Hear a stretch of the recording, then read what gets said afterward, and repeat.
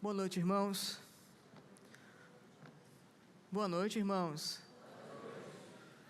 Saúdo a amada igreja com a graça e a paz de nosso Senhor Jesus Cristo. Peço que você abra sua Bíblia no livro de Atos, capítulo 1, versos 12 a 14.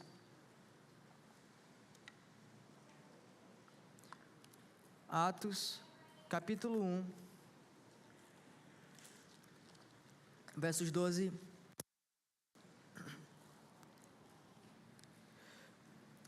Todos acharam? Digam amém. Passemos a ler a palavra do Senhor.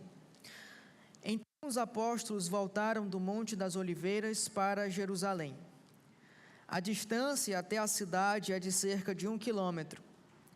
Quando entraram na cidade, subiram para o cenáculo, onde se reuniam Pedro, João, Tiago, André, Filipe, Tomé, Bartolomeu, Mateus, Tiago, filho de Alfeu, Simão, o Zelote e Judas, filho de Tiago. Todos estes perseveravam unânimes em oração com as mulheres, com Maria, mãe de Jesus, e com os irmãos dele. Que o Santo Espírito aplique a porção lida da sua palavra e nos dê discernimento dela. O livro de Atos, meus irmãos, nos apresenta um momento singular na história da igreja. Jesus até aqui já ressuscitou. Jesus também já instruiu os seus discípulos acerca do reino de Deus. E agora ele foi elevado às alturas. Aos olhos humanos, nós poderemos pensar e dizer que este momento seria um momento vazio, um momento de incerteza e até mesmo um momento de insegurança. Por quê? Porque o Senhor Jesus não está mais visivelmente presente no meio deles. Porque Jesus, o seu mestre, não está mais com eles. E a grande missão a qual o Senhor Jesus ordenou para eles ainda não começou. Mas não é isso que acontece. Entretanto, Lucas nos mostra que a igreja ela não nasce no ativismo. A igreja não nasce na pressa ou na força do braço humano. A igreja nasce na obediência à palavra de Cristo. A igreja nasce na espera paciente e na dependência total do Senhor Deus. É assim. Então, depois que Jesus foi assunto aos céus, os discípulos, você não vê os discípulos saindo correndo de um lado para outro. Você não vê os discípulos buscando estratégias, meios, formas de realizar a grande missão a qual eles foram incumbidos. Você não vê eles fazendo esse tipo de coisa, ou tentando resolver as coisas por sua conta própria. O que nós vemos aqui são discípulos submissos à ordem de Jesus Cristo. Os discípulos fazem o contrário. Eles obedecem aquilo que o Senhor Deus, por meio de Jesus Cristo, ordenou. Então os discípulos caminham do Monte das Oliveiras até Jerusalém. Eles são movidos por uma experiência, não são movidos, aliás, por uma experiência extraordinária. Ora, Jesus foi assunto aos céus. Eles literalmente viram Jesus sendo elevado do chão e até as alturas. Mas eles não foram movidos por esse momento extraordinário, por esse acontecimento que foge do comum. Eles foram movidos pela ordem de Jesus Cristo. Tão somente pela ordem de Jesus Cristo. Então eles chegam à cidade, e eles vão para um lugar chamado cenáculo. Esse é um lugar simples, tranquilo, aos olhos humanos não possui nenhum destaque, mas é um local separado, para reunião, para o povo de Deus adorar e cultuar ao Senhor Deus. E enquanto eles estavam reunidos no cenáculo, em oração, em perseverança, em unidade, eles estavam aguardando a promessa de Deus Pai. Então esse texto, meus irmãos, nos ensina que o caminho da igreja não começa com poder, mas começa com uma submissão ao Senhor. Não começa com barulho, mas sim com oração. Não começa com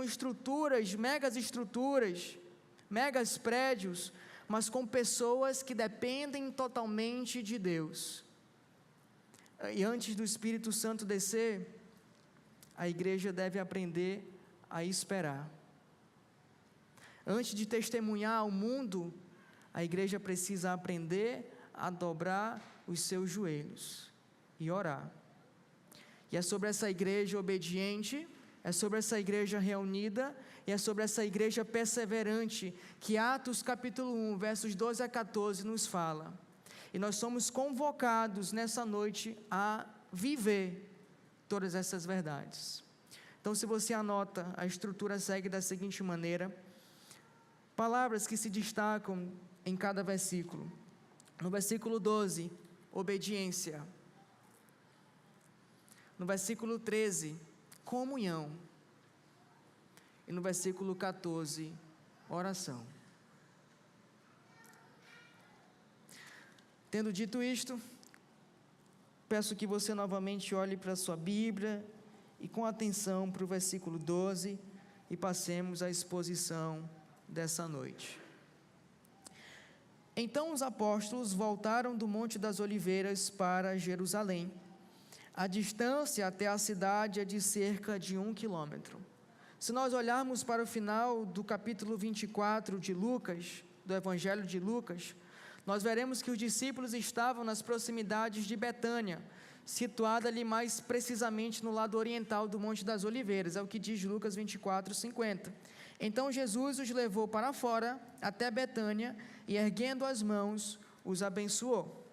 No verso 12 de Atos, capítulo 1, que nós acabamos de ler, nós observamos o local para onde os discípulos foram após a ascensão de Cristo. Eles retornaram para Jerusalém.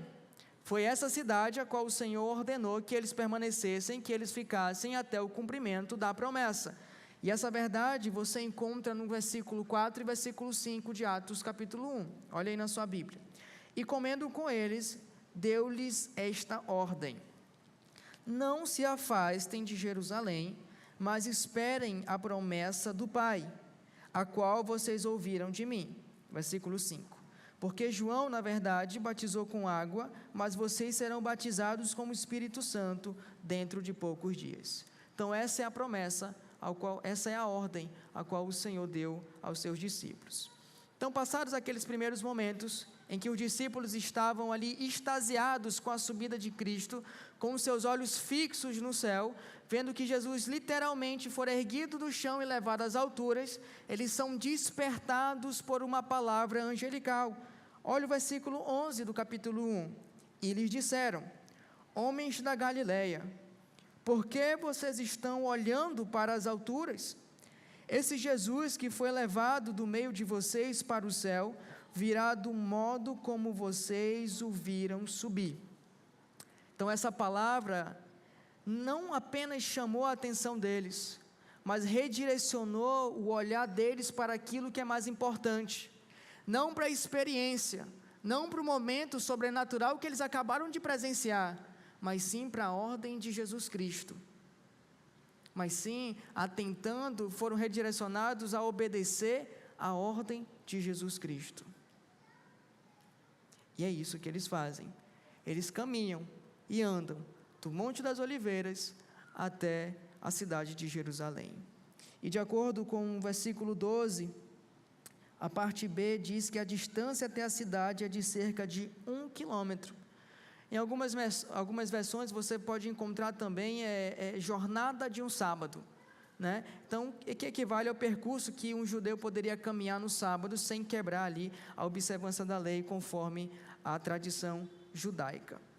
Agora eu lhe chamo a atenção para essa caminhada que os discípulos fizeram. Não é apenas uma caminhada qualquer, mas ela tem sim um significado teológico para nós. A caminhada que os discípulos fizeram do Monte das Oliveiras até a cidade de Jerusalém demonstra uma fé que se movimenta, demonstra uma fé que age, que é ação. Mas ela não se movimenta e age por qualquer motivo, e sim, tão somente por causa da palavra de Cristo. Os discípulos não agiram apenas porque presenciaram algo sobrenatural. Os discípulos não foram para Jerusalém porque tiveram uma experiência fora do comum, como ver Jesus subindo aos céus. Não. Eles foram movidos em obediência, eles foram movidos por causa da palavra de Cristo. Eles foram até a cidade de Jerusalém, porque foi isso que Cristo ordenou para eles. E o que essas verdades nos ensinam, meus irmãos? Que a verdadeira obediência ao Senhor não nasce da experiência, mas sim da palavra de Cristo. Infelizmente, muitos cristãos só acatam a palavra de Deus, muitos cristãos só se colocam em submissão a Deus, muitos cristãos só se colocam em fazer a vontade de Deus quando passam por algum tipo de experiência sobrenatural, quando passam por ou sentem algum tipo de arrepio em seu corpo, ou quando esperam uma confirmação extraordinária vinda dos céus, um anjo aparecendo, faça isso, não faça isso, faça aquilo, mas perdem de vista que tudo o que nós precisamos fazer, meus irmãos, já está nas Escrituras Sagradas, já foi revelado, está aqui, basta a gente ler. Então não espere ter uma experiência extraordinária para saber o que Deus quer da sua vida, apenas leia as Escrituras e saberá o que o Senhor quer para você. É verdade que vão existir momentos, irmãos, em que não teremos clareza quanto ao caminho que temos que seguir, quanto ao caminho que devemos percorrer. Tenho que ir por aqui mesmo? Será? É isso mesmo? Vão existir momentos em nossa vida em que o caminho parecerá incerto demais também. Vão existir momentos em que a indecisão vai bater a nossa porta, vai acontecer. Mas quando essas coisas acontecerem, lembre-se sempre, confiança na palavra de Cristo. Assim como os discípulos fizeram. Parecia obscuro o caminho à frente, mas eles optaram em obedecer às palavras de Cristo. E isso serve de exemplo para nós, diante das incertezas da vida, que venhamos nos apegar à palavra de Cristo, confiar em Cristo. Confiar em Cristo. Nós só demonstramos, meus irmãos, uma verdadeira espiritualidade quando obedecemos à palavra do Senhor, ainda que não compreendemos o que virá a seguir, ainda que o que virá a seguir esteja obscuro, nublado, a gente não sabe, mas a gente confia. Por quê? Porque é a palavra do Senhor. Porque é a palavra do Senhor. Deus escolheu encobrir certas coisas de nós, conforme nós lemos em Deuteronômio 29, 29, né? E essas coisas encobertas, meus irmãos, não pertencem a nós, não cabe a nós saber. Então, diante das incertezas, das dúvidas, o que nós devemos fazer? O que nós não devemos fazer? Não devemos murmurar, não devemos reclamar, não devemos questionar o Senhor de forma pecaminosa. O que nós temos que fazer, então, é confiar. Porque tudo que o Senhor faz é bom, não é bom tudo que o Senhor faz? Então, apenas confie no autor e consumador da sua fé, da sua fé. Ele começou, ele vai completar. Apenas confie no Senhor, já que tudo coopera para o seu bem. Todas as coisas que acontecem na sua vida cooperam para o seu bem. Tudo que acontece na sua vida é o Senhor Deus usando para lhe santificar, para lhe tornar mais parecido com o seu Filho, né? Todas as coisas. Os discípulos devem ser obedientes à palavra do Senhor em toda e qualquer situação. Por quê? Porque justamente é a palavra do Senhor, irmãos. E essa palavra tem autoridade sobre as nossas vidas. Ela é nossa regra, né? Que a gente vive falando, regra de fé e de prática, mas a gente não pratica essas coisas, não vive isso. Mas ela é nossa regra de fé e de prática. É as Escrituras que conduz toda a nossa vida. É as Escrituras que direcionam os nossos caminhos. É a palavra, tão somente a palavra. E quando vierem esses momentos de fraqueza, lembre-se, o Espírito Santo está com você. Isso aqui é uma bela e maravilhosa notícia, meus irmãos. O Espírito Santo está conosco. O Espírito Santo nos habilita, nos capacita e nos auxilia, nos ajuda diariamente. Nós temos o Espírito Santo habitando em nós, isso é uma bênção, mas lembre-se também, que para você ser capacitado, para que você seja habilitado a fazer qualquer coisa no reino de Deus, você primeiro precisa ser obediente. A obediência precede a capacitação. Veja, só descerá o Espírito Santo sobre vocês, depois que vocês obedecerem à minha ordem. Permaneçam em Jerusalém, sejam obedientes, aí sim, o Espírito Santo descerá sobre vocês, lhes dando poder, para que vocês sejam capazes de serem testemunhas de Cristo. E testemunha não é apenas falar de Jesus, ser testemunha é viver,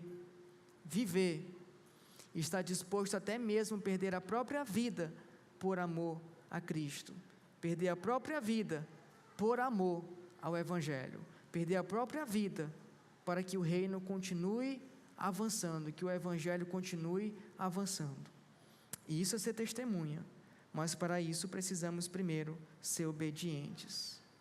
Então, passado esse momento de caminhada dos discípulos, do Monte das Oliveiras até a cidade de Jerusalém, eles finalmente chegam à cidade, e ao chegarem na cidade, eles se direcionam para um lugar específico, não para qualquer lugar, eles já tinham em mente aonde eles deveriam ir. Olha o versículo 13, quando entraram na cidade, subiram para o cenáculo onde se reuniam, e aqui vai passar a citar as pessoas que estavam reunidas naquele local, que logo mais já vamos meditar nisso também. Então, ao chegarem a Jerusalém, o texto nos afirma que os discípulos se dirigiram para o cenáculo. Veja, o cenáculo era uma sala localizada no andar superior das casas, e naquela época, esse espaço geralmente era acessado por uma escada que ficava ao redor, ali no lado externo da casa. Essa informação, irmãos, não é apenas arquitetônica, estrutural, e sem relevância, sem significado, mas nos ajuda a compreender o tipo de ambiente em que os discípulos estavam reunidos naquele momento, tá? E o texto não afirma a quem pertencia essa casa, mas é bastante provável, meus irmãos, que a casa fosse de Maria, mãe de João Marcos, conforme lemos em Atos 12:12. Abra aí, avance um pouquinho, Atos 12:12, para a gente ver essa verdade. Atos 12:12. Ao se dar conta disso, Pedro resolveu ir à casa de Maria, mãe de João, também chamado Marcos, onde muitas pessoas estavam congregadas e oravam. Então esse era o ambiente, provavelmente era a casa de Maria, mãe de João, em que os discípulos se reuniam. Essa é uma inferência responsável, irmãos, baseado na recorrência desse local como uma reunião da igreja primitiva, tá? Ainda de acordo com esse texto, a gente percebe que o cenáculo não era um local ocasional. Lucas nos informa que ali estavam permanecendo. Então era algo familiar. Normalmente eles se reuniam naquele local. Então, não era apenas um local de passagem, mas um local de reunião contínua, onde aguardavam o cumprimento da promessa do Pai. O que o significado do cenáculo tem para nos ensinar, então? O que saber disso implica em nossas vidas?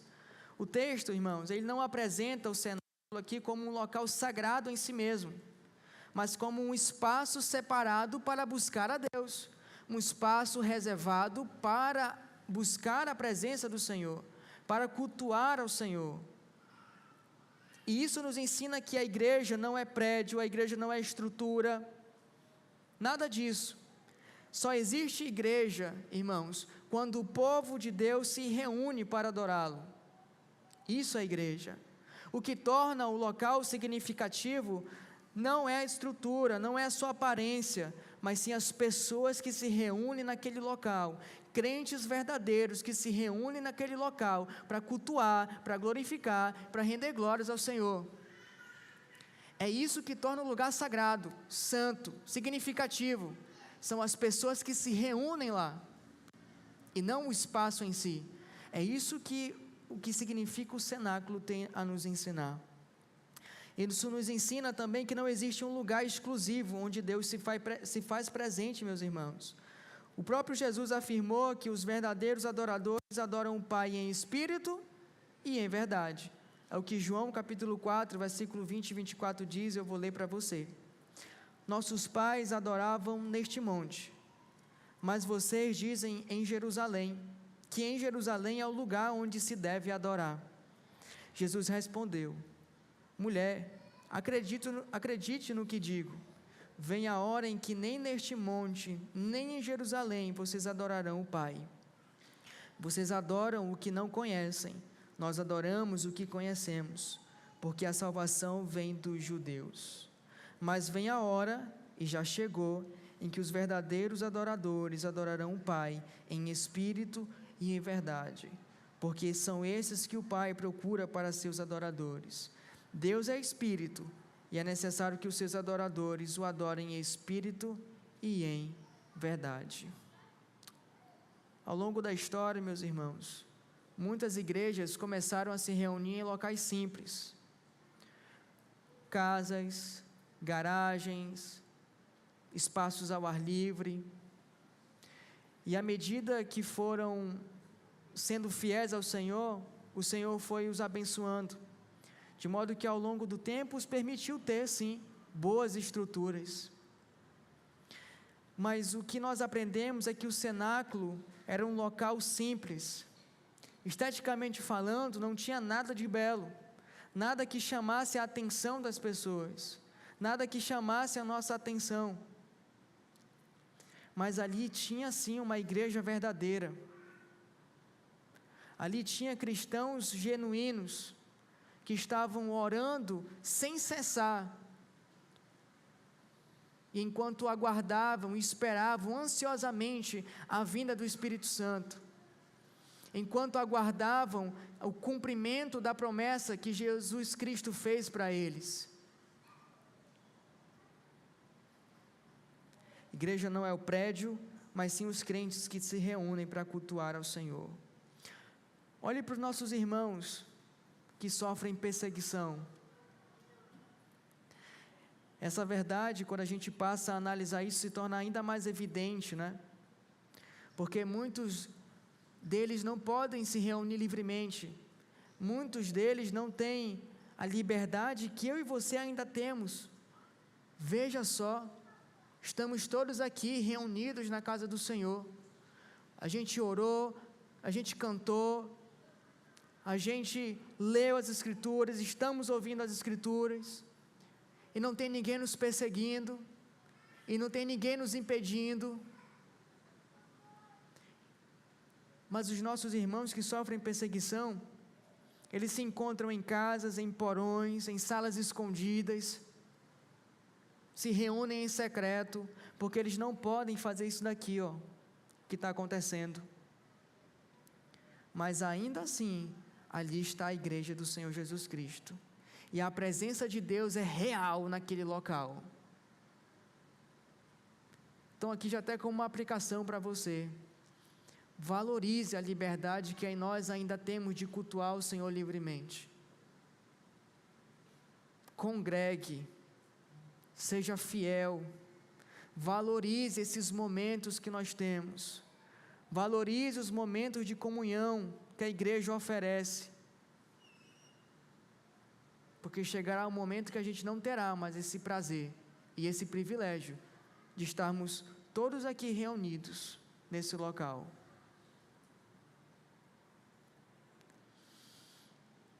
Quem compõe essa reunião? Quem eram as pessoas que estavam reunidos no cenáculo? O versículo 13 ainda, ele vai nos dizer quem eram essas pessoas. E eu peço que você olhe novamente aí para o versículo 13. Quando entraram na cidade, subiram para o cenáculo, onde se reuniam Pedro, João, Tiago, André, Filipe, Tomé, Bartolomeu, Mateus, Tiago, filho de Alfeu, Simão, o Zelote, e Judas, filho de Tiago. Até aqui o texto nos mostrou o lugar onde os discípulos estavam ali reunidos, o cenáculo. Mas Lucas não se limita a descrever tão somente o local onde eles estavam reunidos, mas descreve também as pessoas que estavam naquele ambiente, que compõem aquela reunião. E é exatamente isso que começa a aparecer com mais clareza no verso que nós acabamos de ler. Então, a igreja, meus irmãos, é formada por pessoas reais. O texto afirma, de acordo com como nós lemos no verso 13, os nomes dos apóstolos que estavam reunidos naquele cenáculo. Homens comuns, conhecidos por nós ao longo dos evangelhos, com histórias marcadas por falhas, por medos, por insegurança, mas também marcada por restauração. E agora eles estão reunidos nesse local, no cenáculo, em obediência à palavra de Cristo. E ainda no versículo 14, nós encontramos mais algumas pessoas que estavam reunidas também. Olhe aí para o versículo 14. Todos estes perseveravam unânimes em oração, olha aqui as outras pessoas, com as mulheres, com Maria, mãe de Jesus, e com os irmãos dele. O versículo 14, ele amplia esse quadro e nos mostra que não estavam apenas os apóstolos ali reunidos. O texto afirma que havia também mulheres que acompanharam o ministério de Jesus. Exemplo disso, todas as mulheres que Jesus curou ao longo do seu ministério terreno, em demonstração de gratidão, em demonstração de fé, escolheram seguir Jesus, seguir os passos do seu mestre, e muitas delas financiavam o seu ministério. E agora que Jesus foi assunto aos céus, elas permanecem com os discípulos de Jesus. Mais adiante, em Atos 1,15, a gente é informado a quantidade de pessoas que havia nesse cenáculo, para você ver como tinha muitas pessoas. Olha o versículo 15 de Atos capítulo 1. Naqueles dias, Pedro se levantou no meio dos irmãos, que formavam um grupo de mais ou menos 120 pessoas. Então, a gente entende que tinha 120 pessoas reunidas naquele local, cultuando a Deus, adorando a Deus e orando com perseverança, e orando unânimes, na espera, na espera do cumprimento da promessa de Senhor Jesus Cristo. Então isso nos mostra que a igreja, desde o seu início, não foi composta por uma elite espiritual, meus irmãos, das pessoas mais importantes da sociedade. A igreja é composta, e o seu início é marcado por isso, por pessoas comuns, por pessoas simples, mas pessoas cheias do Espírito Santo, mas por pessoas dedicadas, zelosas à palavra. A igreja é composta por pessoas comuns, simples, diferentes em si, cada um com a sua personalidade, cada um com o seu jeito, cada um com a sua experiência de vida, mas que naquele momento estavam unidos com um único só propósito, que era orar ao Senhor, pedindo que a promessa, que o Espírito Santo chegasse até eles. E o que essa composição então aqui nos ensina?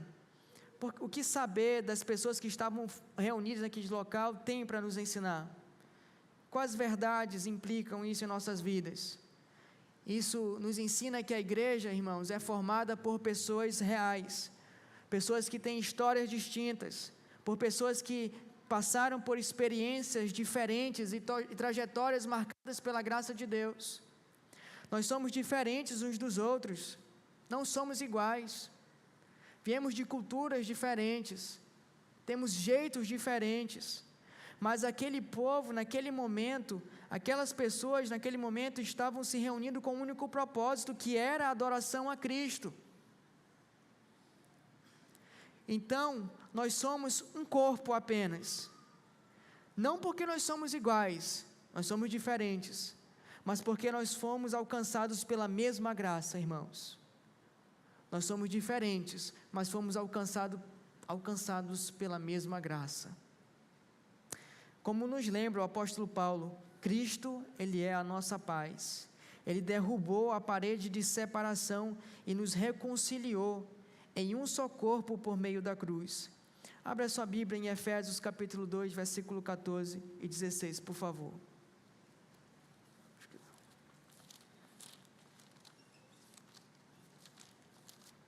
Efésios 2, 14 e 16.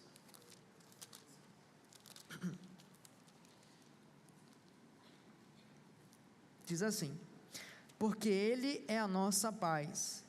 De dois povos Ele fez um só, e na sua carne derrubou a parede de separação que estava no meio, a inimizade. Cristo aboliu a lei dos mandamentos na forma de ordenanças, para que dos dois criasse em si mesmo uma nova humanidade, fazendo a paz. Versículo 16. E reconciliasse ambos em um só corpo com Deus, por meio da cruz, destruindo a inimizade por meio dela. Nós somos apenas um corpo, mas formado por muitos membros. Cristo é a cabeça da igreja e tem a primazia em todas as coisas, conforme Colossenses capítulo 1, versículo 18. Ele é a cabeça do corpo, que é a igreja. Ele é o princípio, o primogênito dentre os mortos, para ter a primazia em todas as coisas. Agora, a pergunta que fica para nós, irmãos, e a pergunta que nós devemos fazer é: o que essas pessoas tão diferentes estão fazendo reunidas nesse mesmo lugar? Qual é o elo que une os apóstolos, as mulheres e os familiares de Jesus e tantos outros que ali estavam naquela noite? A resposta está no versículo 14. Leia aí comigo, por favor. Todos estes perseveravam unânimes em oração, com as mulheres, com Maria, mãe de Jesus, e com os irmãos dele. Lucas, então, nos afirma que eles perseveravam em oração. A palavra perseverança, então, traz essa ideia de constância, traz essa ideia de insistência, de um compromisso contínuo, que não acaba.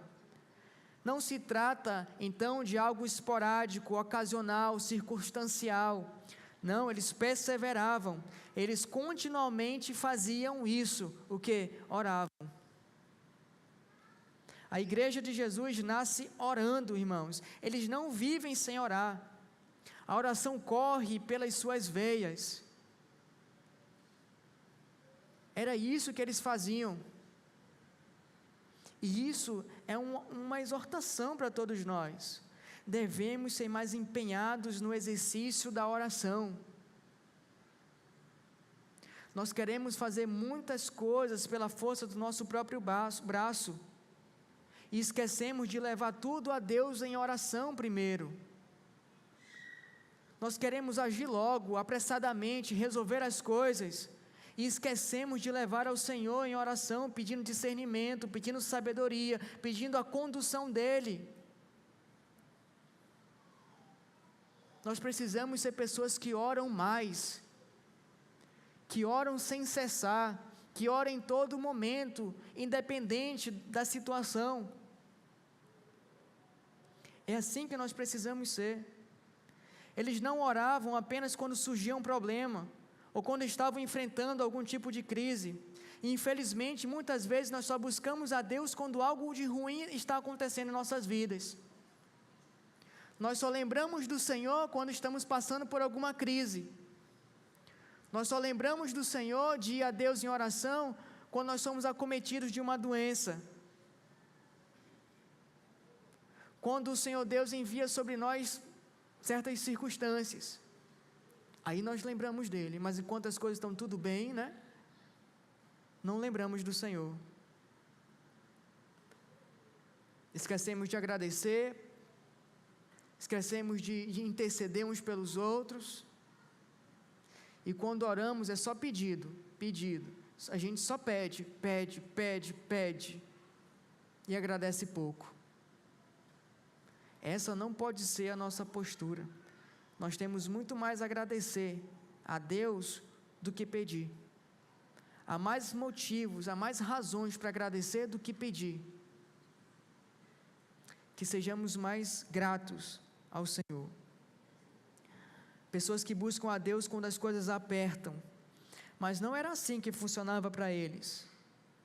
A oração para os discípulos, para aquelas pessoas que estavam reunidas ali no cenáculo, era uma prática regular, era um exercício central na vida comunitária da igreja. E Lucas nos afirma isso mais adiante. Atos capítulo 2, versículo 42. Olhe aí na sua Bíblia.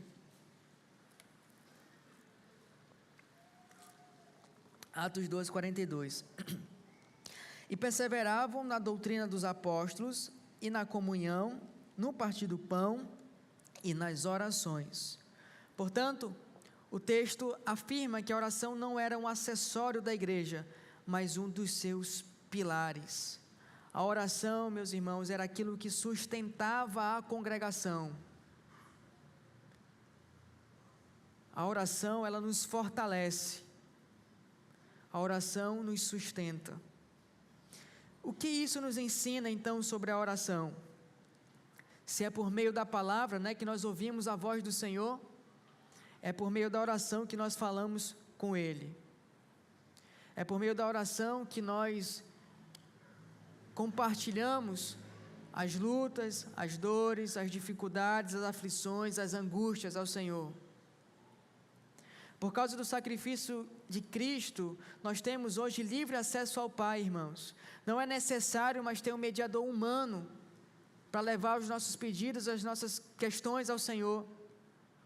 Hoje, eu e você podemos fazer isso, e aonde quer que nós estejamos. Não é porque estamos aqui, não é só na igreja que o Senhor vai ouvir as suas orações. Hoje nós temos livre acesso ao Pai por causa do sacrifício de Cristo, por causa da obra de Cristo. Nós podemos ir a Deus em oração aonde quer que a gente esteja, aonde quer que a gente esteja. O apóstolo Paulo nos orienta dizendo, em Filipenses capítulo 4, versículo 6, não fiquem preocupados com coisa alguma, mas em tudo sejam conhecidos diante de Deus os pedidos de vocês, pela oração e pela súplica com ações de graças. Deus sabe o que nós estamos enfrentando? Sim, sabe. Deus sabe das lutas que você passa, mas Ele quer que você externalize, Ele quer ouvir a sua própria boca, Ele quer que você fale, Ele quer que você converse. Então ore ao Senhor. E sabe o que é o melhor de tudo, irmãos? É que a gente pode conversar com Deus e Ele nos responde. Deus nos responde. Deus nos responde às vezes com um sim, Deus nos responde às vezes com um não, e Deus nos responde às vezes com um espere mais um pouco. Mas Ele responde. Ele responde. O salmista, no Salmo 116, 1 e 2 diz, amo o Senhor, porque Ele ouve a minha voz e as minhas súplicas, porque inclinou para mim os seus ouvidos, eu o invocarei por toda a minha vida. Isso não é maravilhoso, irmãos? Deus, Ele é todo poderoso, Deus domina sobre todas as coisas, Ele reina sobre tudo e todos, mas ainda assim, tal como o salmista disse, Ele inclina os seus ouvidos para mim. Ainda que Ele detenha todo o poder, Ele ouve as orações das suas criaturas. Ele está atento a tudo o que acontece em nossa vida. E nos responde, talvez não como a gente queira, a resposta que a gente deseja, mas Ele nos responde. Deus sim sabe o que é melhor para nós. Não existe um único lugar para falar com o Senhor. Não precisamos estar sempre de olhos fechados em um local específico para falar com Deus, né? O Senhor nos ouve em todo e qualquer lugar, irmãos. Nós podemos orar indo para a faculdade, dentro do ônibus, dentro do carro. Claro, dentro do carro, de olhos abertos, né? Por favor. Mas a gente pode orar. Nós podemos falar com Deus. As mães falam com o Senhor enquanto amamentam os seus bebês. Os pais falam com Deus enquanto trabalham. Os filhos falam com Deus enquanto estudam e se dedicam nos seus estudos. Olha, podemos falar com Deus em todo e qualquer momento, em toda e qualquer circunstância, em todo momento. E o melhor, Ele nos ouve. Isso é um privilégio, meus irmãos. Isso é um privilégio de ter o Senhor Deus nos ouvindo, de termos essa honra de poder falar com Ele o tempo todo. E essa perseverança que o texto narra, todos estes perseveravam unânimes em oração. Essa perseverança em oração não nasce da ansiedade dos discípulos, mas da confiança na promessa que o Pai havia feito. É nisso que eles se apegam. Eles estavam orando porque sabiam que Deus é fiel e cumpriria aquilo que Ele prometeu. Então a oração não era um exercício, uma atividade secundária na vida dos discípulos, na vida daquelas pessoas, na vida daquela igreja. A oração era o meio pela qual a igreja estava sendo preparada espiritualmente para a missão que eles receberiam. Eles estavam obedecendo ao Senhor enquanto aguardavam o agir soberano de Deus. E como eles estavam aguardando? Eram parados? Era sem fazer nada? Não, irmãos, eles estavam orando. Eles estavam orando, eles estavam buscando o Senhor. E como nós devemos esperar por Deus? Devemos esperar em oração. Em oração, meus irmãos, em oração. Você quer medir a saúde de uma igreja? Como saber que uma igreja está saudável? Observe a sua vida de oração. Uma igreja saudável é uma igreja que ora. Agora, olhe para a nossa igreja. Observe o nosso culto de oração. Temos sido perseverantes em oração? E aqui fica uma outra aplicação e um outro incentivo aos irmãos. É triste você que perde o culto de oração. Você está deixando de ser abençoado. É nas quartas-feiras que nós temos mais comunhão uns com os outros.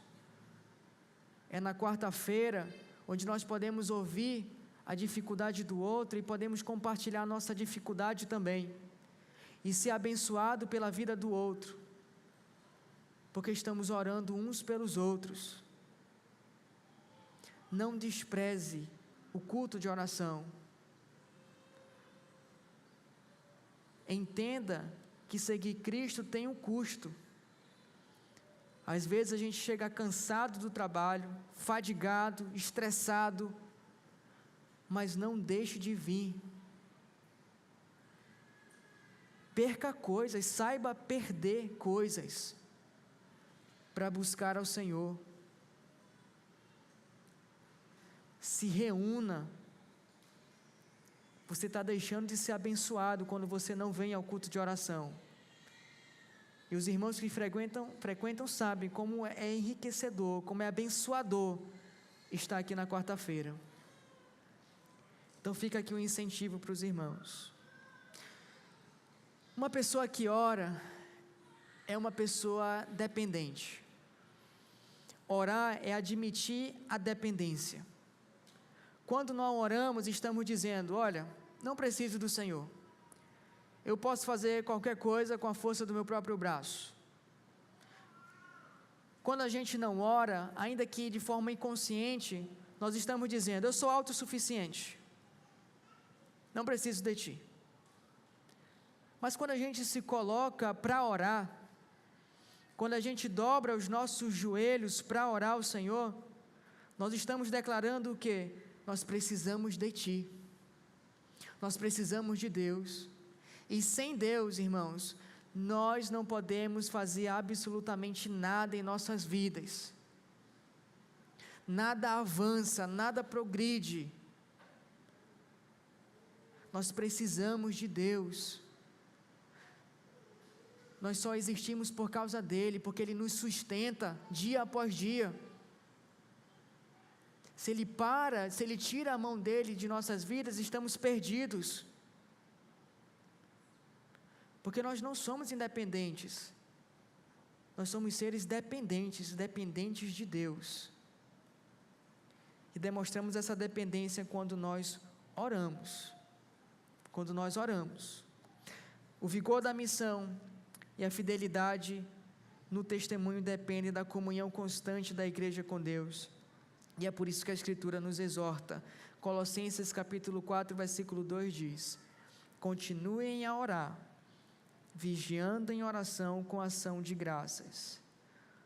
Efésios capítulo 6, versículo 18 diz: orem em todo tempo no Espírito, com todo tipo de oração e súplica, e para isto vigiem com toda perseverança e súplica por todos os santos.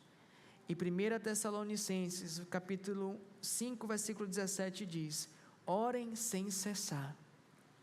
Percebe como a oração ela é central? Percebe como a oração ela tem uma importância muito grande na vida do cristão? É muito estranho um cristão que não ora, assim como é estranho um cristão que não lê e que não ama as Escrituras.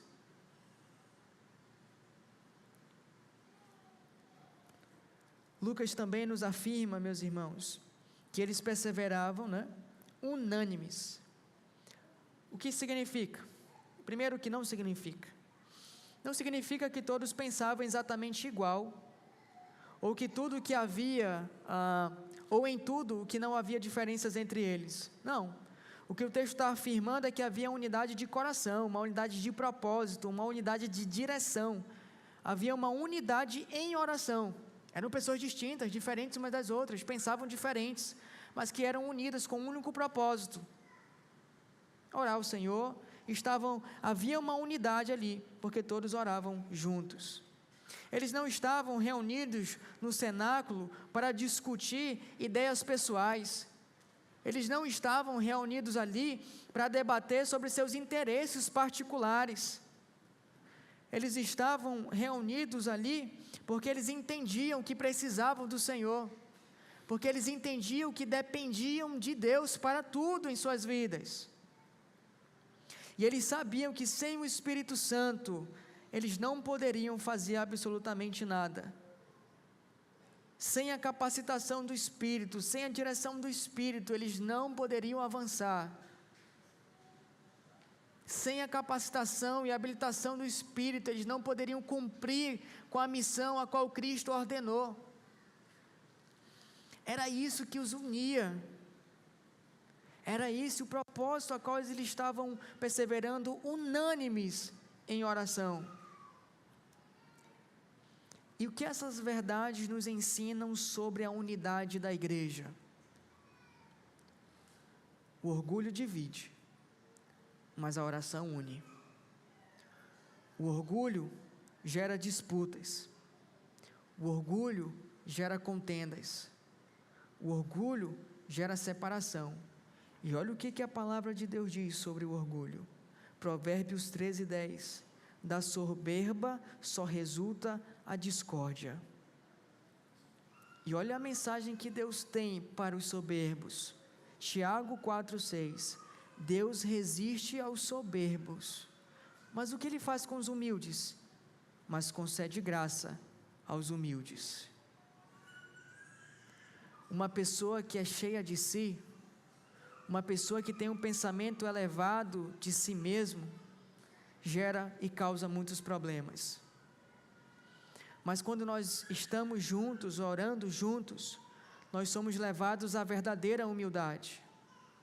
Quando nós oramos, nós somos obrigados a baixar a guarda. Quando nós oramos, nós somos obrigados a ouvir mais e falar menos. Quando nós estamos orando constantemente, perseverando, unânimes em oração, nós somos chamados a perdoar uns aos outros, a alinhar um coração com a vontade de Deus. Por um lado, o orgulho, ele nos afasta. Por outro lado, a oração nos aproxima. Enquanto o orgulho fragmenta, a oração une o povo de Deus. Quando a igreja ora, ela confessa que não pode sozinha e que precisa de Deus e dos seus irmãos. É isso que significa quando nós oramos juntos, que nós dependemos de Deus e precisamos uns dos outros também. Atos 1,14 nos ensina que uma igreja saudável é uma igreja que persevera em oração e caminha em unidade. Não há missão, irmãos, sem oração. Não há unidade sem oração. E não há poder espiritual onde o orgulho governa. É o orgulho que sempre governa onde não há oração. Portanto, nós aprendemos nessa noite que a igreja de Cristo é formada e sustentada não pela pressa humana, nem por estratégias carnais, humanas, mas pela simples obediência à palavra do Senhor, mas pela comunhão consciente do povo de Deus e pela perseverança humilde em oração. Atos, capítulo 1, verso 12, 13 e 14, ensina-nos que antes de agir, a igreja primeiro precisa esperar. Antes de ser testemunha e falar a todo mundo, a igreja deve ouvir a Cristo. E antes de experimentar o poder do Espírito, a igreja precisa se colocar em total dependência de Deus. Quando a igreja anda segundo a ordem do Senhor, ela permanece unida e persevera em oração.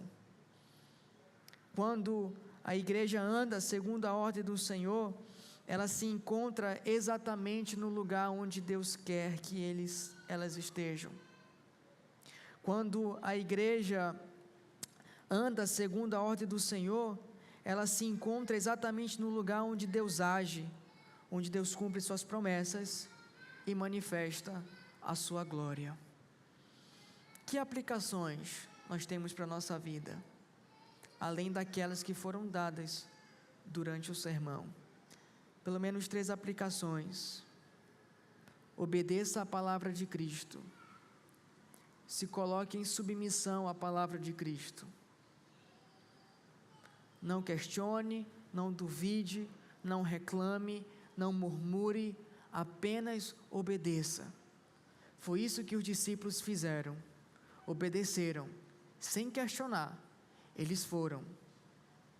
Fizeram aquilo que Cristo queria que eles fizessem, que era permanecer em Jerusalém até o cumprimento da promessa. Em segundo lugar, se reúna com seus irmãos, isto é, congregue. Não deixe de congregar.